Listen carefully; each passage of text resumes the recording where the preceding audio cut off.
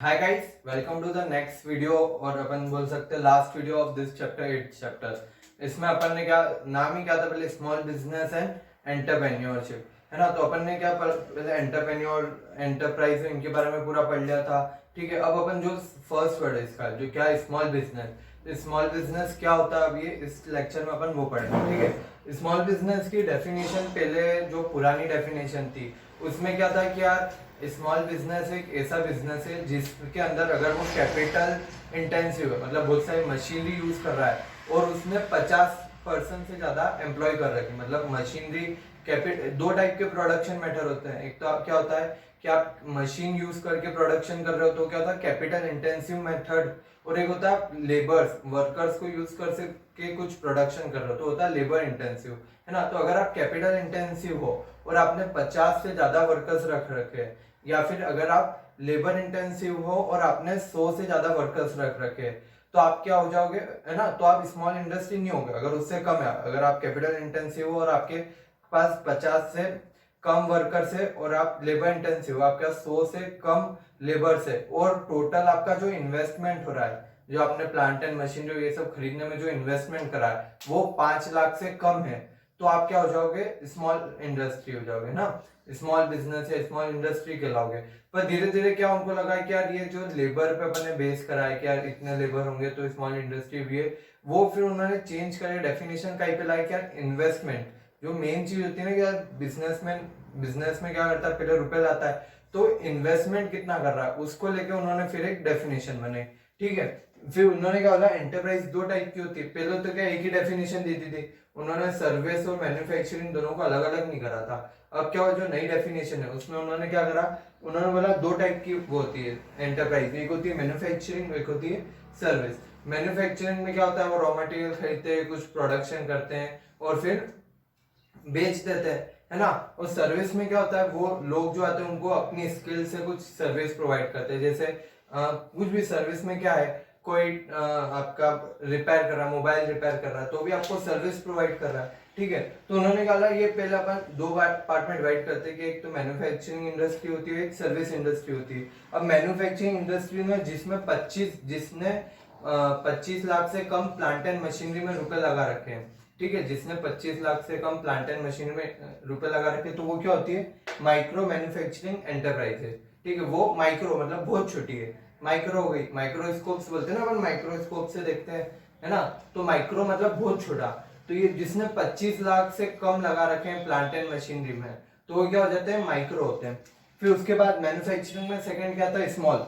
Small क्या होते हैं जिसने 5 करोड़ से कम प्लांट एंड मशीनरी में लगा रखे हैं, वो क्या हो जाता है स्मॉल, मतलब 5 करोड़ से कम और 25 लाख से ज्यादा। इसके बीच में जो है ना वो क्या होता है स्मॉल मैन्युफैक्चरिंग ये एंटरप्राइजेस। ठीक है, फिर मीडियम क्या है जिसने 10 करोड़ से कम लगा रखे, मतलब 10 और 5 करोड़ के बीच में जिसने लगा रखे हैं वो क्या हो जाएगा मीडियम मैन्युफैक्चरिंग एंटरप्राइजेस। ठीक है, और 10 करोड़ से ऊपर तो लार्ज सेक्टर में चले जाएगा, लार्ज स्केल एंटरप्राइज हो जाएगा।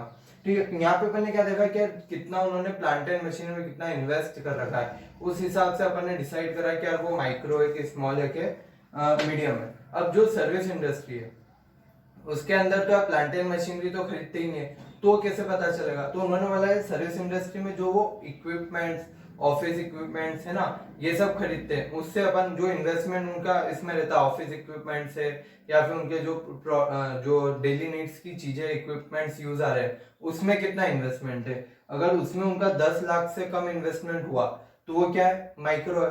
अगर 10 लाख से 2 करोड़ तक का होता है तो वो क्या हो गया स्मॉल सर्विस एंटरप्राइज हो गया। और अगर 5 करोड़ और 2 करोड़ के बीच में होता है तो वो क्या हो गया मीडियम सर्विस एंटरप्राइज। ठीक है, तो ये नई डेफिनेशन थी, वो कहीं में लिखी थी ये नई वाली डेफिनेशन, ये लिखी हुई थी MSMED एक्ट, मतलब medium micro small medium enterprise development act पास हुआ था, उसके अंदर ये लिखा हुआ है डेफिनेशन कि अगर इतना हुआ इतने लाख आपकी प्लांट एंड मशीनरी तो आप माइक्रो हो या स्मॉल हो या मीडियम हो।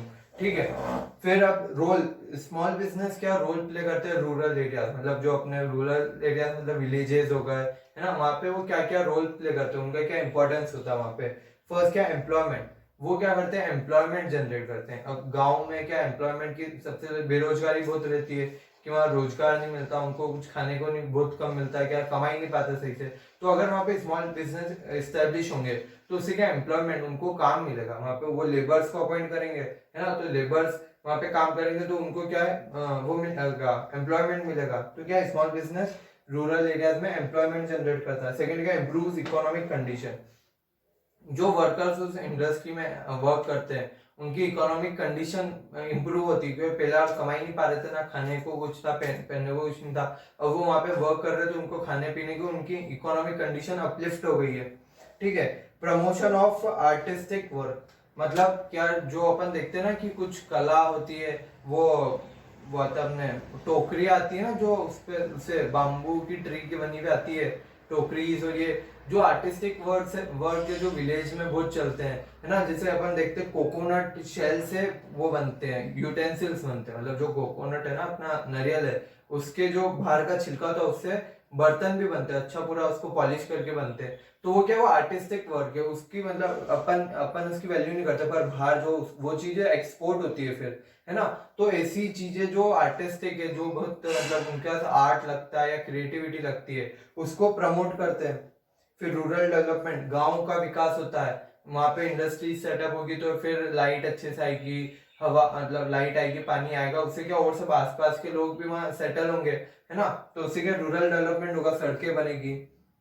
मोबिलाइजेशन ऑफ लोकल रिसोर्सेज, मतलब क्या मोबिलाइजेशन लोकल रिसोर्सेज क्या हुआ कि जो पहले बाहर चीजें जा रही थी, सब लोग क्या करते हैं कि लोकल मतलब कि गांव के लोग हैं वो क्या करते हैं, हर चीज अगर पैसे कमाने जाना तो सिटी की ओर जाते थे पहले, क्या सिटी जाएंगे, सिटी में रहेंगे, तो उससे क्या होता था धीरे धीरे रूरल जो है मतलब विलेज सब धीरे धीरे खाली हो रहे हैं। पर अगर आपकी स्मॉल बिजनेस वहीं सेटअप कर रहे हो तो आपके जो एम्प्लॉइज है आप हो तो वहीं रहोगे, तो उससे क्या विलेज का डेवलपमेंट भी होगा और मोबिलाइज मतलब जो लोकल रिसोर्सेज है विलेज के रिसोर्सेज वो यूज हो पाएंगे। ठीक है।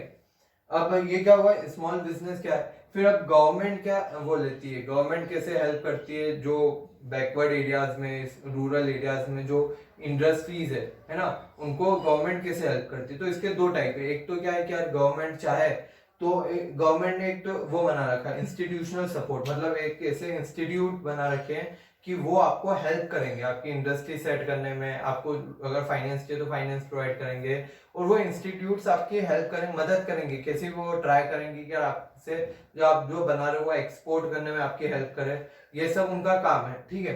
फिर एक और क्या है, इंसेंटिव्स ऑफर्ड, और सेकंड मेथड क्या होती है कि गवर्नमेंट आपको इंसेंटिव आपको पता ही है कि यार गवर्नमेंट आपको कुछ वो देती है, लालच देती है कि हम आपसे टैक्स नहीं लेंगे, आप काम करो यहाँ पे, अगर है ना आप इस गांव में काम करते हो तो हम आपसे टैक्स नहीं लेंगे, हम आपको कैपिटल सब्सिडी देंगे, हम आपको ट्रांसपोर्ट सब्सिडी देंगे, मतलब ट्रांसपोर्ट का जो आपका खर्चा लग रहा है वो गवर्नमेंट देगी। तो इससे क्या वो गवर्नमेंट उनको इंसेंटिव देती है, बढ़ावा देती है कि आओ और इस पुरानी मतलब इस छोटी जगह में या बैकवर्ड एरिया में या रूरल एरिया में यहाँ पे आके आप अपनी इंडस्ट्री सेटअप करो। ठीक है। तो वो क्या इंसेंटिव्स होते हैं, वो आपको कुछ ऑफर्स देती है। ठीक है। वो ऑफर्स होगा, ये क्या इंस्टीट्यूशनल सपोर्ट, मतलब कि कोई इंस्टीट्यूट वो गवर्नमेंट बनाती है जो आपको सपोर्ट करती है। तो दो इंस्टीट्यूट है, फर्स्ट का नाम क्या है, नेशनल स्मॉल इंडस्ट्री कॉर्पोरेशन। क्या है नेशनल स्मॉल इंडस्ट्री कॉर्पोरेशन, मतलब NSIC। ठीक है। ये क्या हेल्प करती है, to export products of small scale industries, जो स्मॉल स्केल इंडस्ट्रीज है वो जो प्रोडक्ट बनाती है उनको एक्सपोर्ट करने में हेल्प करती है। सेकेंड क्या, टू प्रोवाइड टेक्नोलॉजी असिस्टेंस, कुछ भी अगर नई टेक्नोलॉजी आई है और आपको वो टेक्नोलॉजी चाहिए, है ना, या फिर कोई वो टेक्नोलॉजी यूज कैसे करते हैं ये सीखना है, तो आप इसके बाद NSIC का जा सकते हो और वो आप पूछ सकते हो, या फिर उनको बोल सकते हो कि सर ये टेक्नोलॉजी हमको बहुत महंगे में मिल रही है, हमको आप कहीं से सस्ते में अरेंज करा सकते हो क्या। तो आप वो टेक्नोलॉजी भी वो आपको सस्ते में अरेंज कराएंगे और सिखाएंगे भी कि यार कैसे यूज करना है इसको। फिर to provide advisory and mentoring services, वो आपको एडवाइस करेंगे, मेंटर मतलब क्या, आप पे थोड़ा चेक करेंगे आप सही से हो रहा है काम कि नहीं, आप अच्छे से ग्रो कर पाओ, वो ये पूरा ध्यान रखेंगे आपका। फिर क्या, to procure and supply imported raw material, वो क्या करते हैं अगर आपको कुछ ऐसी चीज है रॉ मटेरियल चाहिए जो इंपोर्ट कराना पड़ेगा आपको कहीं बाहर से, ठीक है, तो वो आपको इंपोर्ट का पूरा काम वो आपको इंपोर्ट करके दे देंगे और कम रेट में आपको यहाँ पे अवेलेबल करा देंगे इंडिया में। ठीक है। तो इससे क्या हुआ कि यार आपको जो इंपोर्ट का बहुत वो रहता है कि इतनी फॉर्मेलिटीज करना ये सब करना, ये सब वो कॉर्पोरेशन मतलब कौन है, NSIC करके पूरा दे देगी आपको, आपके मतलब वहाँ इंडस्ट्री पे लाके जो इम्पोर्टेड रॉ मटेरियल है वो प्रोवाइड करा देगी। तो ये क्या है, ये आपके बस हेल्प कराना चाहती है कि आप बस स्मॉल इंडस्ट्री जो है वो ग्रो करें और रूरल एरियाज में, बैकवर्ड एरियाज में ग्रो करें। सेकेंड क्या है, the district industry centre.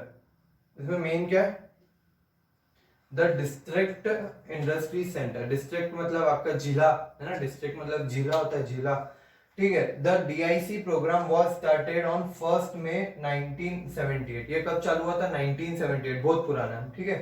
To provide assistance to SSI at district level. ये क्यों हुआ था, क्या जो डिस्ट्रिक्ट लेवल पे, ये तो क्या बहुत बड़े लेवल, नेशनल लेवल पे थी, तो हर छोटी छोटी सिटीज में छोटे छोटे जो स्मॉल इंडस्ट्रीज वहां तक नहीं पहुंच पा रही थी। तो इन्होंने क्या करा कि यार जो अपन एक एक डिस्ट्रिक्ट लेवल पर हर एक जिले में एक एक DIC सेटअप कर देते हैं, जो अपने डिस्ट्रिक्ट के सारे स्मॉल बिजनेस या बैकवर्ड एरियाज के जो बिजनेस है उनको प्रमोट करेगी, ठीक है। At district level, these centers provide all promotional services such as, ये आपको प्रमोशनल सर्विसेज में हेल्प करती है, कुछ भी अगर आपको हेल्प चाहिए प्रोवाइड करेंगे। जैसे आइडेंटिफिकेशन ऑफ सूटेबल स्कीम, आपको कौन सी स्कीम में जाना चाहिए, गवर्नमेंट बहुत सारी स्कीम निकालती है, तो आपको कौन सी स्कीम सिलेक्ट करना चाहिए, कौन सी स्कीम से आपका टैक्स बचेगा, कौन सी स्कीम में आपसे प्रॉफिट ज्यादा होगा, ये सब आपको बताइए। प्रिपरेशन ऑफ फिजिबल रिपोर्ट्स, आपको रिपोर्ट जनरेट, आपको गवर्नमेंट को रिपोर्ट देनी पड़ेगी, है ना, तो वो रिपोर्ट जनरेट करने में भी हेल्प करेगी। और अरेंजिंग ऑफ क्रेडिट अरेंज करने में भी आपकी हेल्प करेगी, ठीक है। ये क्या हो गया, दो इंस्टीट्यूशन है जो आपको जो स्मॉल स्केल इंडस्ट्रीज है उनको ग्रो करने में और बैकवर्ड एरिया और रूरल एरिया को ग्रो करने में हेल्प कर रहे थे। अब इंसेंटिव्स का गवर्नमेंट ने क्या ऑफर्स दिए हैं स्मॉल स्केल इंडस्ट्रीज को, या फिर जो बैकवर्ड एरिया में जाके अपनी इंडस्ट्री लगा रहा है उसको क्या क्या ऑफर है, ये पढ़ते अपन। Availability of land in their area at concessional rate, वो क्या करते, क्या जो आपको जहाँ पे लैंड चाहिए, अगर आपको कोई इससे बैकवर्ड एरिया में लैंड चाहिए तो गवर्नमेंट मेक श्योर करती है कि आपको वहाँ पे लैंड मिल जाए जहाँ पे आपको चाहिए, और कम रेट, बिल्कुल कंसेशनल रेट पे आपको लैंड मिले, वो ट्राई करती है। Location of public sector projects in backward area, वो क्या करती है कि जैसे प्राइवेट का तो वर्क है कि वो प्रॉफिट के मोटिव से ज्यादा वर्क करेगा, तो गवर्नमेंट खुद इनिशिएटिव लेती है कि जो पब्लिक सेक्टर कंपनीज है ना, जैसे बड़ी बड़ी क्या भेल है, सेल है, तो आप देखोगे कि भेल सेल जो है ना सेटअप, उनकी जहाँ इंडस्ट्रीज है वो बिल्कुल सिटी से बहुत दूर बैकवर्ड एरिया में है। उन्होंने क्या करा कि यार जहाँ बैकवर्ड एरिया में उन्होंने पूरी बहुत बड़ी इंडस्ट्रीज है, भेल और सेल बहुत बड़ी इंडस्ट्रीज है, तो उन्होंने क्या करा, जो भी एम्प्लॉयज उनके वर्क करते हैं उनके लिए उन्होंने एक को गांव जैसा अच्छा एक बड़ा टाउन स्टेब्लिश कर लिया, मतलब उनके जो एम्प्लॉयज है वो भी अब वहीं रहते हैं, उनको बहुत दूर है एक तो सिटी से रोज आना जाना तो उनको हो ही नहीं पाता, तो उनके लिए उन्होंने क्या करा, एक टाउन ही सेटअप कर दिया कि आप यहाँ पे ही रहो, थोड़ी पास में, है ना, और आप ये आपका ऑफिस मतलब भेल इधर ही है, आप उधर जाओ अपने घर जाओ, वो भी भेल की तरफ से ये फ्री है होम, है ना। तो ये क्या हुआ, क्या गवर्नमेंट ने खुद इनिशिएटिव दिया कि जहाँ बैकवर्ड एरिया वहाँ हम हमने इंडस्ट्रीज लगाए और वहाँ पे ही अपने जो एम्प्लॉयज उनको ठहरा गए, एम्प्लॉयज वहाँ रहेंगे तो अब उनकी डेली नीड्स मतलब जो किराना शॉप से है ना, ये सब जो उसकी उनको नीड लगेगी तो वो क्या करेंगे, जो पास में वो है विलेज वाले उनसे ही खरीदेंगे, तो उससे क्या हो, उनकी भी जो विलेज की इकोनॉमिक कंडीशन है वो इम्प्रूव होगी। Establishment of industrial states in backward area, जो भी इंडस्ट्रियल स्टेट्स है उनको मतलब वो ट्राई करती है गवर्नमेंट की, जो बड़ी बड़ी इंडस्ट्रीज है जैसे रिलायंस है, टाटा है, ये अपने जो नए प्रोजेक्ट लगाए ना, ये ऐसी जगह लगाए जो इकोनॉमिकली बैकवर्ड है, मतलब जहाँ बहुत गरीबी है, भूखमरी चल रही है, वहां जाके लगाए। क्यों, क्योंकि अगर वहां लगाएंगे तो वो लोग फिर यहाँ काम करना आएंगे, काम करेंगे, उनको रुपए मिलेंगे, फिर वो रुपए कमा के फिर अपनी लाइफ नॉर्मली जिएंगे, मतलब वो एरिया डेवलप हो जाएगा। तो ये चाहते कि यार जो इंडस्ट्रियल स्टेट्स है ना, स्टेट्स मतलब जो बड़े बड़े इंडस्ट्री वो होते हैं बिजनेसमैन, स्टेट्स बोलते हैं, ठीक है, तो वो वहां पे बैकवर्ड एरिया में अपनी इंडस्ट्री लगाए। Offering tax benefit two units located in backward area, उनको टैक्स बेनिफिट मिलता है कि यार आपको 2 साल तक 50% टैक्स, मतलब अगर 10 करोड़ बन रहा है टैक्स तो आप 5 करोड़ ही पे करना, या फिर आपको फुल टैक्स बेनिफिट भी मिल जाता है कि आपको कोई टैक्स ही पे नहीं करना है। तो वो डिपेंड करता है कि आपने कहाँ सेटअप करा, तो गवर्नमेंट हर अलग अलग एरिया के हिसाब से टैक्स बेनिफिट का भी अनाउंसमेंट करती है। Making finance available at concessional rate, वो क्या ट्राई करते हैं कि यार जो आपको फाइनेंस मिल रहा है तो उसके लिए उन्होंने डेवलपमेंट बैंक्स बना रखी है कि अगर आप इस एरिया में सेटअप करते हो तो आपको कंसेशनल बहुत कम रेट पे इंटरेस्ट मिल जाएगा, लोन मिल जाएगा, तो वो बेटर है। Granting subsidies from time to time, subsidies मिलती है। कैसे? कैपिटल सब्सिडी, मतलब क्या आपने मान लो 100 करोड़ का इन्वेस्टमेंट करा है, तो गवर्नमेंट बोलती है हम इस पे कैपिटल सब्सिडी देंगे 50%, मतलब 100 करोड़ आपने लगाए हैं तो आपको 50 करोड़ हाथों हाथ हम दे देंगे, गवर्नमेंट देगी। तो इसे अपन देखते हैं बहुत सारी जो इंडस्ट्रियल एरियाज है ना, वहाँ पे गवर्नमेंट की सब्सिडीज, उनको कैपिटल सब्सिडीज मिलती है कि अगर आपने कुछ भी प्लांट लगाया ना, तो हम 50% गवर्नमेंट आपको देगी। 100 करोड़ का प्लांट लगाया तो 50 करोड़ गवर्नमेंट देगी आपको एज अ सब्सिडी। फिर ट्रांसपोर्टेशन सब्सिडी होती है कि यार अगर आपके जो भी ट्रांसपोर्टेशन कॉस्ट लग रहा है, तो आपने बहुत दूर सेटअप करी इंडस्ट्रीज, तो ट्रांसपोर्टेशन कॉस्ट ज्यादा लगेगा, तो गवर्नमेंट बोलती है कि ठीक है चलो कि 20%, 25, 30, 40 इतना परसेंट हम दे देंगे आपको ट्रांसपोर्टेशन कॉस्ट। और क्या होती है कि इंफ्रास्ट्रक्चर सब्सिडी हो गया। इंफ्रास्ट्रक्चर मतलब कि कुछ आप नया बनाते हो, है ना, कुछ भी वहाँ अच्छा स्कूल बनाते हो, वो बनवाते हो, हॉस्पिटल बनवाते हो उस गांव में, तो भी आपको हम सब्सिडी देंगे। तो ये क्या गवर्नमेंट इनिशिएटिव ले रही है, ऑफर्स दे रही है कि आप ये मतलब बढ़ावा दे रही है कि आप ये काम करो तो हम आपको कुछ बेनिफिट देंगे, ठीक है। तो ये अपना जो चैप्टर था स्मॉल बिजनेस एंड एंटरप्राइजेस, ये खत्म हो गया है। पूरा कंसेप्ट अपन ने सारे पढ़ लिए हैं, और अच्छा बहुत छोटा और अच्छा प्यारा चैप्टर था। अब जो नेक्स्ट चैप्टर है बहुत इंटरेस्टिंग है आपको, मतलब जो अपन बोलते हैं ना बिजनेस में सबसे इंटरेस्टिंग एक वो लगेगा, ठीक है, मतलब वन ऑफ द इंटरेस्टिंग वो होगा, चैप्टर होगा। अब कल से अपन वो चालू करेंगे, ठीक है। Thank you.